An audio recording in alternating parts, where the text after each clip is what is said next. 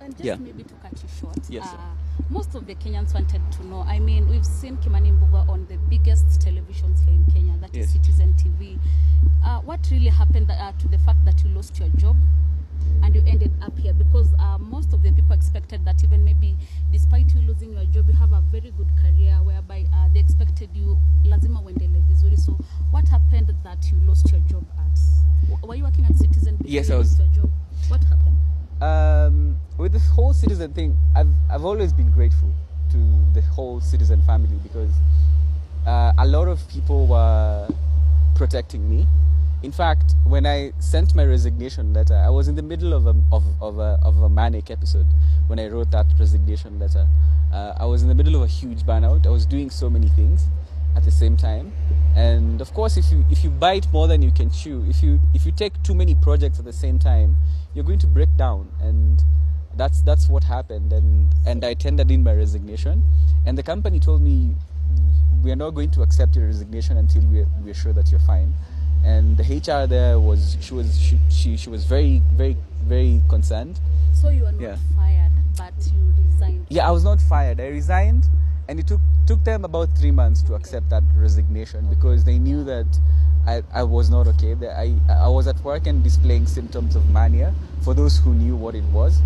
But at that time, nobody could really tell what was going on, because but I had been, one thing every bipolar patient will tell you, it starts with having one idea sparks another idea, and then all of a sudden you have this big idea that you want to implement, and then before you make it make sense to those who have to deal with to do the dirty work and have structures put in place, the more pragmatic people, because almost every bipolar patient is a dreamer, and you dream big. It's your mind literally on steroids, and it's a hyper mind. You're processing things so fast because bipolar connects everything. Like I could be here talking about Fairmont or whatever or anything. It just connects so many things in your mind, and you're unable to control it. So you have to surround yourself with more pragmatic people who will tell you this is not the way to go. Okay. Let's be more practical in this way and this way and this way. And for me at Citizen, I had those people. And finally, when they accepted my resignation, they had to make sure that I had gone to hospital first, and that I was treated, and that I was in stable condition.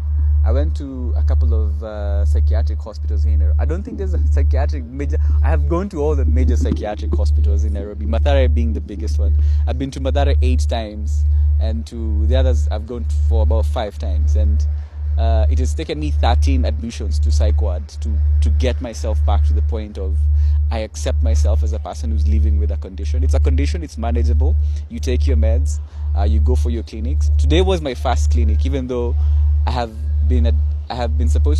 previously was supposed to go for my clinics.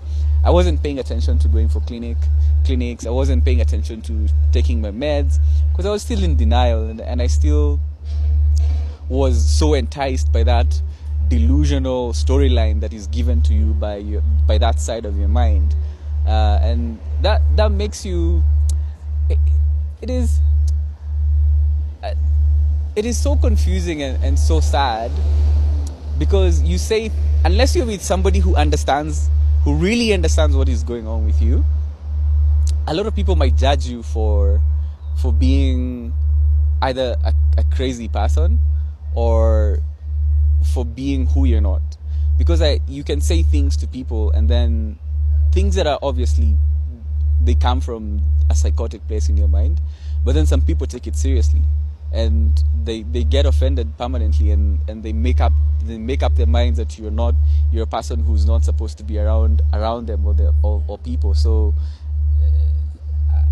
I feel bad because, well, I have those people who understand, but then a lot of people also don't understand. Yeah.